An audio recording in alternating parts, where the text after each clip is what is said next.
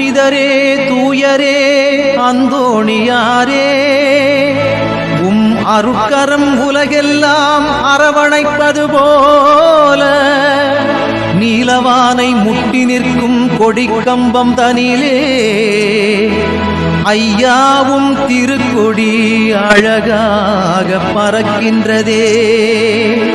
எட்டு திக்கும் திரண்டெழும் பக்தர்கள் அனைவரையும் வருக வருகவென்றே அன்போடு அழைக்குதையா. புனிதரின் திருக்கொடியே வாழ்க, நலம் தரும் ஜீவனதியே நீ வாழ்க, கோடி அற்புதரே வாழ்க. ஞானத்தை படைத்த இறைவனை இரு கரங்களில் ஏந்திடும் புனிதரே, கோல மிகுந்தவும் கொடியும்